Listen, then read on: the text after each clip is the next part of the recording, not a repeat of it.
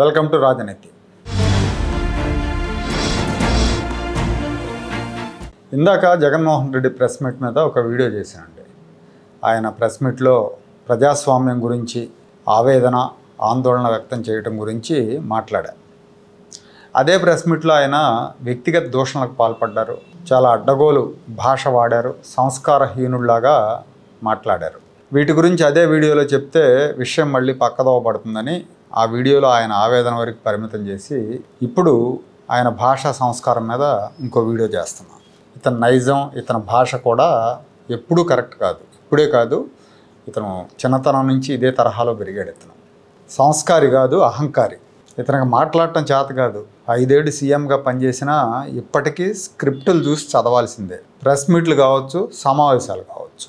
ఇతను ఎలాంటివాడంటే సాధారణంగా మన కుటుంబాల్లో జనరల్గా ఎక్కడైనా కానీ, గ్రామాల్లో కానీ, పట్టణాల్లో కానీ అక్కడక్కడ కొంతమంది ఉంటారు, మూర్ఖంగా ఉంటారు, ఎవరితోనూ పడదు, తాము అనుకున్నదే జరగాలి, తాము అనుకున్నదే నిజం అని నమ్ముతూ కూడా జగడాల మారిగా ఉంటారు. పెద్దవాళ్ళు అలాంటి వాడి జోలికి వెళ్ళొద్దు, వాడు ఒక మూర్ఖుడు, వాడితో వాదనలు పెట్టుకోవద్దు, వాడికి దూరంగా ఉండండి, వాడిట్టు వెదవని హితవచనాలు చెప్తూ ఉంటారు వాళ్ళ ఇళ్లలో పిల్లలకి. సేమ్ అలాంటి క్యారెక్టరే ఈ జగన్మోహన్ రెడ్డి. ఇతను చిన్నప్పటి నుంచి ఇంతే అని వైఎస్ సన్నిహితులు కూడా చెప్తూ ఉంటారు, చాలా సందర్భాల్లో చెప్పారు. ఎవరో వైఎస్ రాజశేఖర రెడ్డి ఫ్రెండ్ ఇంటికి వెళ్తే, ఫ్యామిలీతో ఈయన వెళ్తే అక్కడ వాళ్ళ కుక్క పిల్ల నచ్చితే అది నాకు కావాలని గొడవ వేసుకున్నామంట. నీకు ఇంకోటి కొని పెడతామంటే నాకు అదే కావాలని చెప్పి గొడవ చేశాడని ఇదే విషయాన్ని రాజశేఖర రెడ్డి గారు కూడా చాలా సందర్భాల్లో చెప్పాడు. చిన్నప్పటి నుంచి ఆడంతే, ఆడికి ఏదైనా నచ్చితే నాకు కావాలంటాడని. సో అలాంటి మనస్తత్వం అవుతుంది. తనకు దక్కనది వేరెవరికైనా దక్కితే ఓర్చుకోలేడు. ఇప్పుడు పురిటిగడ్డ పులివెందుల చేజారిపోతుంటే తట్టుకోలేకపోతున్నాడు. తట్టుకోలేక బూతులకు దిగాడు. ప్రత్యర్థుల మీద, పోలీసుల మీద, ఇంకా అసలు బరిలోనే లేని కాంగ్రెస్ పార్టీ నాయకుల మీద కూడా అడ్డగోలు భాష వాడాడు. ఎమ్మెల్సీ బీటెక్ రవిని వాడెవడో బీటెక్ రవి అంట, పులివెందుల్లో వాడికి ఓటు కూడా లేదన్నాడు. అంటే సంస్కారం ఉన్నవాడు ఎవరు కూడా అలా మాట్లాడరు. అంటే వాడు వీడు అంటాం ఇతనికి అలవాటు అయిపోయింది. ప్రెస్ మీట్లోనే ఆ రకంగా మాట్లాడుతున్నాడంటే ఇంకా తెర వెనకాల ఇతని భాష, ఇతని సంస్కారం ఏ రకంగా ఉందో అర్థం చేసుకోండి. డిఐజీ కోయ ప్రవీణ్ అయితే ఘోరంగా తిట్టాడు. వాడు వీడు అని తిట్టాడు. వాడు తెలుగుదేశం నాయకుడు గరికపాటి మోహన్ రావు బంధువు అంట అన్నాడు. కోస్తే కడపకు సరిపోతాడన్నాడు. బాడీ షేమింగ్ చేశాడు. గరికపాటి మోహన్ రావు ఒకప్పుడు టీడీపీ నాయకుడు, కానీ ఇప్పుడు ఆయన బీజేపీలో ఉన్నాడు. బీజేపీ నాయకుడు అని చెప్పాలి. బీజేపీ నాయకుడు అని చెప్తే భయం, మళ్ళీ బీజేపీ వాళ్ళకి ఎక్కడ కోపం వస్తుందో అని. అందుకని టీడీపీ నాయకుడు అని చెప్పాడు. ఒక పోలీస్ అధికారిని పట్టుకొని ఆ రకంగా దూషించడం, అందులో ఒక ముఖ్యమంత్రి స్థాయిలో ఉన్న వ్యక్తి ఎంతవరకు సమంజసం? ఓకే, విమర్శించవచ్చు తప్పులు చేస్తే, కానీ వాడు వీడు అంటూ కోసేస్తే కడపకు సరిపోతాడంటూ మాట్లాడటం తీవ్రంగా ఆక్షేపించాల్సిన విషయం. కావాలంటే చూడండి అతను ఏం మాట్లాడి చూపిస్తా. ఎవడి డిఐజీ అంటే కోయా ప్రవీణ్. ఎవడి కోయా ప్రవీణ్ అంటే టీడీపీ మాజీ ఎంపీ గరికపాటి రామ్మోహన్ రావు గారి సమీప బంధువు. ఇది జగన్మోహన్ రెడ్డి గారి సంస్కారం. ఇక రాష్ట్రంలో డిఐజీలు అందరూ కూడా మాఫియా డాన్లాగా మారారు, వసూలు చేసి ఎమ్మెల్యేలకి, మంత్రులకి, చంద్రబాబుకి ఇస్తున్నారని చెప్పాడు. ఇతను ముఖ్యమంత్రిగా ఉన్నప్పుడు ఐపీఎస్ అధికారులను ఎలా వాడాడో 5 ఏళ్ల పాటు అందరూ చూశాడు. పోలీసులను సుపారీ గ్యాంగుల్లాగా తయారు చేశాడు. ప్రత్యర్థుల్ని వేటాడాడు పోలీసుల ద్వారా. పివి సునీల్ కుమార్, సంజయ్, పిఎస్ఆర్ ఆంజనేయులు వీళ్ళు ఎలా రెచ్చిపోయారో అందరూ చూశారు. విపక్ష నేతలు, కార్యకర్తలు అనుభవించారు కూడా. సుపారీ గ్యాంగుల్లాగా మారి ముంబై నుంచి హీరోయిన్ని కిడ్నాప్ చేసినట్టుగా తీసుకొచ్చారు. కేసు నమోదు కాకముందే పట్టుకొచ్చారు. వెళ్ళింది మళ్ళీ ఐపీఎస్ అధికారి. ఆ ఐపీఎస్ అధికారి వాంగ్మూలం ఇచ్చాడు, పిఎస్ఆర్ ఆంజనేయుల ఆదేశాల మేరకు వెళ్ళామని. సుపారీ కిల్లర్స్ లాగా రఘురామకృష్ణరాజు, ఎంపీ రఘురామకృష్ణరాజుని చంపే ప్రయత్నం చేశారు. ఆ రోజున ఎంపీ ఆయన, ఇవాళ డిప్యూటీ స్పీకర్. ఆ రోజున సునీల్ కుమార్ సిఐడి చీఫ్గా ఉన్నాడు. నన్ను చంపేసేవాళ్లే ఎక్కడో అదృష్టం ఉండబట్టి నేను బతికి బయటపడ్డానని ఆయన అనేక సందర్భాల్లో చెప్పారు. ప్రత్యర్థి పార్టీ నేతలతో పాటు సొంత పార్టీ ఎమ్మెల్యేల ఫోన్లు కూడా ట్యాప్ చేయించాడు పోలీసుల ద్వారా. ఈ విషయాన్ని వైఎస్ఆర్సీపీ అధికారంలో ఉన్నప్పుడే ఆ పార్టీ ఎమ్మెల్యేగా ఉన్న కోటంరెడ్డి శ్రీధర్ రెడ్డి గారు చెప్పారు. వీటన్నిటి వెనకాల జగన్మోహన్ రెడ్డి హస్తం ఉంది. ఆయన ప్రమేయం లేకుండా పోలీసులు ఈ పని చేయరు, అంత సాహసానికి తెగబడరు. ఇవాళ ఎన్నికలు సక్రమంగా నిర్వహించినందుకు, వైసీపీ అరాచకాన్ని అడ్డుకున్నందుకు కోయ ప్రవీణ్ మీద పడ్డాడు. వాస్తవానికి కోయ ప్రవీణ్ వల్లే ఈ ఎన్నికలు ప్రశాంతంగా ముగిశాయి. లేదంటే పులివెందుల్లో వైసీపీ మోకలు చెలరేగిపోయేవి. పులివెందుల స్పెషాలిటీ ఏంటంటే ఏ పార్టీ రాష్ట్రంలో అధికారంలో ఉన్నా పులివెందుల నియోజకవర్గంలో వైఎస్ కుటుంబం మాటే చెల్లిద్ది. వాళ్ళు ఏం చేసినా పోలీసులు సరెండర్ అయిపోతారు, సరెండర్ అయి పని చేస్తారు. అలాంటి పరిస్థితి గత 30 ఏళ్ళుగా ఉంది. మధ్యలో ఉమేష్ చంద్ర గారు ఎస్పీగా, కడప ఎస్పీగా పనిచేసినప్పుడు మినహా చాలా సందర్భాల్లో లోకల్ పోలీసులు వీళ్ళ కుటుంబానికి అనుకూలంగా వ్యవహరించేవారు. అంతెందుకు వివేకానంద రెడ్డి హత్య జరిగినప్పుడు అక్కడ ఉన్న సిఐ ఆధారాలు జరిపేలేదా? అవినాష్ రెడ్డి ఆదేశాల మేరకు ఆ రోజున అధికారంలో ఉన్న చంద్రబాబు నాయుడు గారు ముఖ్యమంత్రిగా ఉన్నారు. అయినా కూడా ఆ సిఐ వీళ్ళు చెప్పినట్టున్నాడు. అలాంటి పరిస్థితి అక్కడ ఉండేది. సామాన్యులు ధైర్యంగా బయటకు వచ్చి ఓటేసే పరిస్థితి లేదు. ఆ పరిస్థితిని కోయ ప్రవీణ్ మార్చేశారు. వారం రోజులు కడపలో మకాం వేశారు. దీంతో విధి నిర్వహణలో పోలీసులు కఠినంగా వ్యవహరించారు. అందుకే కోయ ప్రవీణ్ మీద అక్కసు తీర్చుకున్నాడు దుర్భాషలాడి. ఇక చంద్రబాబు నాయుడు గారి వయసు గురించి, ఆయన గురించి కూడా చాలా అసభ్యంగా మాట్లాడాడు. ఆయన చావు కోరుకుంటున్నట్టుగా మాట్లాడాడు. కావాలంటే బయట చూడండి, వీడియో చూడండి, చూపిస్తాను. ముఖ్యమంత్రిగా ఉన్నావు, నీ జీవితానికి బహుశా ఇది ఆఖరి ఎలక్షన్ కావచ్చు. రామకృష్ణ అని అనుకునే ఈ వయసులో కనీసం ఆ మాటలన్నా అనుకుంటే పుణ్యమన్నా వస్తుంది. ఈ మాదిరిగా చేస్తే నరకానికే పోతావు. ఇప్పటికైనా మార్పు తెచ్చుకో చంద్రబాబు అని హితవు పలుకుతా ఉన్నా. చూశారు కదా, చంద్రబాబు జీవితానికి ఇవే ఆఖరి ఎన్నికలంట.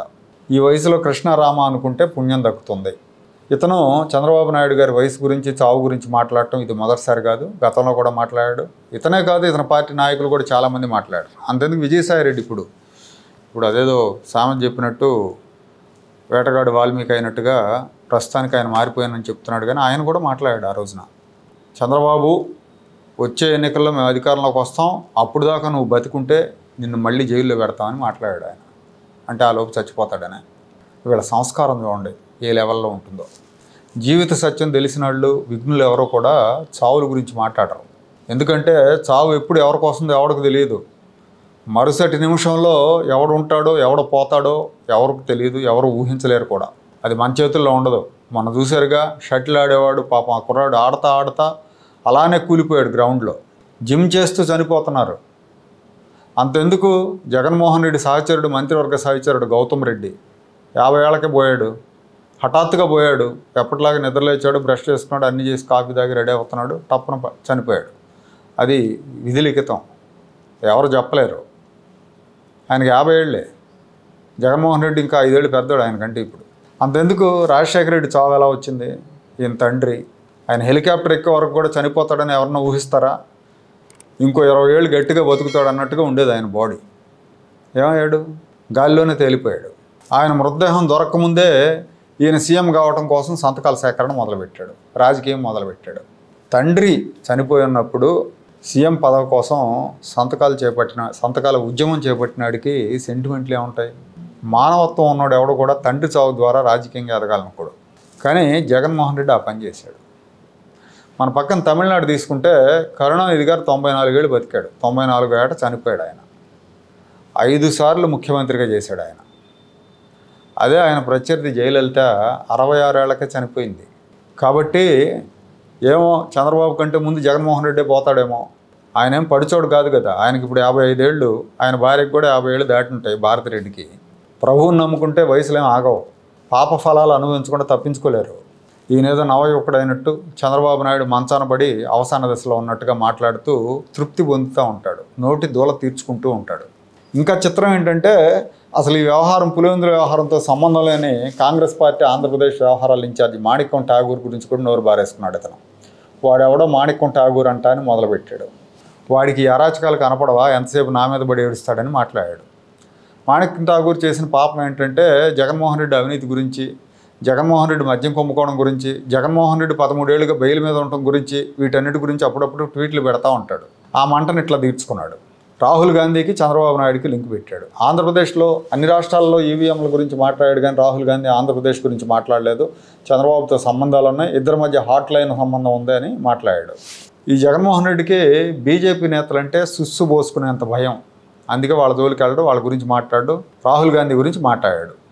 ఈవీఎంలో తప్పులుంటే, ఈవీఎంల మీద అనుమానం ఉంటే బీజేపీ మీద మాట్లాడాలి. ఎందుకంటే గత 15 ఏళ్ళుగా, గత 11 ఏళ్ళుగా వాళ్లే ఉన్నారు కేంద్రంలో అధికారంలో. ఈవీఎం ఆరోపణలన్నీ వాళ్లే ఎదుర్కొంటున్నారు. కానీ దాని గురించి మాట్లాడు. రాహుల్ మీద పడతాడు. తన అవినీతి కేసుల్లో తనకు బెయిల్ వచ్చే విధంగా చూస్తే వైఎస్ఆర్ కాంగ్రెస్ పార్టీని కాంగ్రెస్లో విలీనం చేస్తానని సోనియాతో మాట్లాడుకుని ఆ తర్వాత హ్యాండ్ ఇచ్చిన మాట వాస్తవం కాదా? దీనికి విజయలక్ష్మి, జగన్ తల్లి విజయలక్ష్మి, జగన్ చెల్లి షర్మిల సాక్ష్యం కాదా? ఇక్కడ ఇతను ఎలా చేశాడో తెలంగాణలో ఇతని మిత్రుడు కేసీఆర్ కూడా అదే చేశాడు. తెలంగాణ ఇస్తే కాంగ్రెస్లో విలీనం చేస్తానని చెప్పాడు, సోనియాకి హ్యాండ్ ఇచ్చేశాడు. ఇద్దరు ఒకే తానులో ముక్కలు అన్నమాట. ఒకే మనస్తత్వం కలిగిన వాళ్ళు, మోసకారి మనస్తత్వం కలిగిన వాళ్ళు. ఇతను ఇప్పటికీ బీజేపీతో దొంగ సంబంధాలు నిలిపేందుకు ప్రయత్నం చేస్తూనే ఉన్నాడు. అందులో భాగంగానే బీజేపీ వాళ్ళ జోలికి వెళ్ళడం. ఎన్డీఏలో భాగస్వాములుగా టీడీపీ, జనసేన, బీజేపీ ఉన్నప్పటికీ టీడీపీ, జనసేన నాయకులను విమర్శిస్తారు కానీ, వైసీపీ నేతలు కానీ, జగన్మోహన్ రెడ్డి కానీ బీజేపీ నాయకుల జోలికి వెళ్ళరు. విమర్శించాలంటే భయం, వణికిపోతారు. ఎక్కడ బెయిళ్ళు రద్దు అవుతాయో, ఎక్కడ జైలుకి వెళ్లాల్సి వస్తుందో, ఎక్కడ ఈడీలు, ఎక్కడ సిబిఐలు వస్తాయో అనే భయం. ఇవాళ ఇతను ప్రెస్ మీట్ చూసిన తర్వాత ఇంత సంస్కారహీనుడికి 40% ఓట్ బ్యాంక్ ఉన్నందుకు ఆంధ్రుల మీద అసహ్యం కలుగుతూ ఉంది. కానీ రాసి పెట్టుకోండి, ఇతను ఇలాగే మాట్లాడుతూ ఉంటే జన్మలో మళ్ళీ సీఎం కాలేడు. చివరిగా ఇంకో మాట చెప్పాలి. ఇవాళ పులివెందుల్లో ప్రజలందరూ కూడా స్వేచ్ఛగా భయం లేకుండా వచ్చి ఓట్లు వేశారంటే, తెలుగుదేశం పార్టీ గెలుస్తుంది అంటే దానికి కారణం పోలీస్ యంత్రాంగం గట్టిగా పనిచేయడంతో పాటుగా లోకల్ లీడర్స్ కూడా క్రెడిట్ ఉంది. నారా లోకేష్ డైరెక్షన్లో కడప జిల్లా నేతలు ఆదినారాయణ రెడ్డి లాంటి వాళ్ళు ఈ ఎన్నికల్లో బాగా పనిచేశారు. ఆదినారాయణ రెడ్డి ఆయన గ్రౌండ్ వర్క్ చేయడం బాగా తెలుసు, ఎన్నికల రాజకీయం బాగా తెలుసు. తన వ్యూహ చతురతతో వైసీపీని ఎక్కడికక్కడ కట్టడి చేశాడు. దాని మూలంగానే తెలుగుదేశానికి ఈ గెలుపు.